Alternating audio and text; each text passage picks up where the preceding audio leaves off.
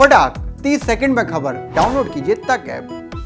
नमस्ते, मैं अविचल दुबे। न्यूज़ तक को आप नए रंग रूप में देख रहे हैं, लेकिन रौनक वही है, एक्सप्लेन करने का तरीका वही है जिसे आप लगातार पसंद करते आ रहे हैं। दुनिया भर में कोरोना के ओमिक्रॉन वेरिएंट की वजह से स्थितियां नाजुक बनी हुई हैं। दुनिया के अलग अलग देशों में जो इस समय हाल है वो काफ़ी ख़राब है। भारत में भी स्थिति ख़राब है, लगातार चीज़ें बदलती जा रही हैं। लेकिन ये एक बात काफ़ी ज़्यादा कही जा रही है कि ओमिक्रॉन वेरिएंट कोरोना का लास्ट वेरिएंट होगा, जिसके बाद कोरोना जो है पेंडेमिक से एंडेमिक में चला जाएगा। यानी कि ओमिक्रॉन वेरिएंट अपने आप में इतना ज़्यादा इन्फेक्शियस है कि वो इतना ज़्यादा फैल जाएगा कि आगे आने वाले वेरिएंट हम पर असर नहीं करेंगे।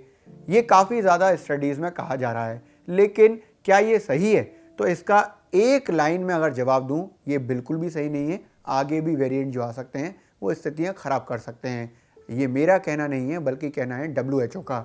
WHO ने 2 प्लेटफॉर्म में इस बात को काफ़ी ज़्यादा साफगोई से कहा है कि ऐसा सोचना बिल्कुल भ्रम की स्थिति है। WHO हेड इस बात को पहले ही साफ कर चुके हैं कि ऐसा मान लेना कि ये जो खतरनाक वेरिएंट है वो ही आखिरी वेरिएंट होगा, यानी कि ओमिक्रॉन आखिरी वेरिएंट होगा, ये बिल्कुल गलत है और इसके बाद हमें इससे निजात मिल जाएगा, ऐसा सोचना हमें भ्रम की स्थिति में ले आता है। हाँ, ये बात अलग है कि इस साल की जो गंभीर स्थितियां हैं वो फेज खत्म हो सकता है, लेकिन हम इस बात पर स्थिर नहीं हो सकते कि इसके बाद जो वेरिएंट आएंगे वो खतरनाक नहीं हो सकते। बिल्कुल ऐसा हो सकता है, क्योंकि जो वेरिएंट है वो काफ़ी तेज़ी से म्यूटेट हो रहा है। इसके साथ साथ WHO की जो टेक्निकल लीड मारिया वॉन खैरखोव हैं, उन्होंने भी साफ तौर पर कहा है कि ऐसा मान लेना कि ये वेरिएंट आखिरी है, इसके बाद इस तरह की स्थितियां पैदा हो जाएंगी कि हमें और जो वेरिएंट आएंगे उनके असर को इतना ज़्यादा नहीं झेलना पड़ेगा, ये बिल्कुल गलत है। उसका कारण एक तो ये है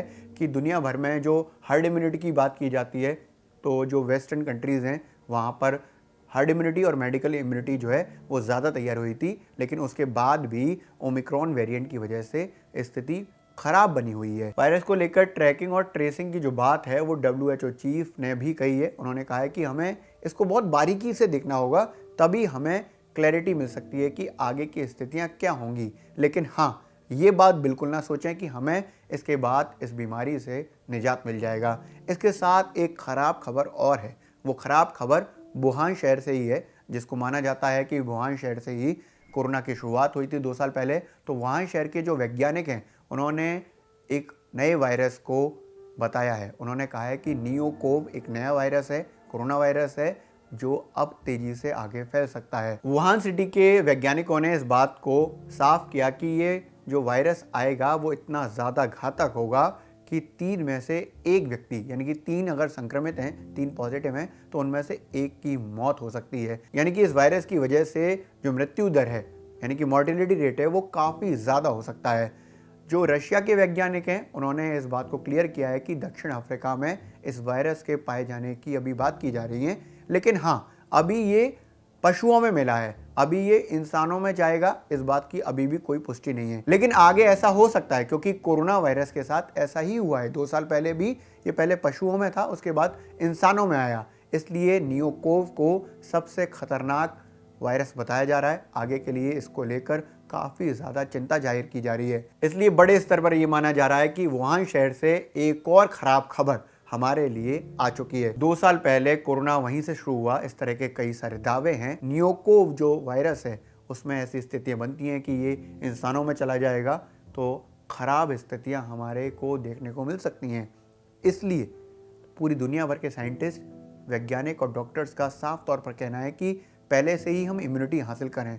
इम्यूनिटी 2 तरह की, जैसा कि हर्ड इम्यूनिटी जो नेचुरल इम्यूनिटी होती है, या तो वो हो, या मेडिकल इम्यूनिटी, यानी कि जो हम वैक्सीन के ज़रिए प्राप्त कर रहे हैं। इसलिए हम भी आपसे अपील करते हैं कि अगर आपने अब तक वैक्सीन की कोई भी डोज नहीं ली है तो अपनी पहली डोज ज़रूर लें। इसके साथ साथ अगर आपने पहली डोज ले ली है तो अपना अंतराल पूरा होने के बाद दूसरी डोज ज़रूर लें। बीते 2 साल से जो हम फॉलोअप्स कर रहे हैं उनको अपनाते रहें। मास्क लगाएं, सोशल डिस्टेंसिंग का खास ख्याल रखें और सैनिटाइजिंग करते रहें।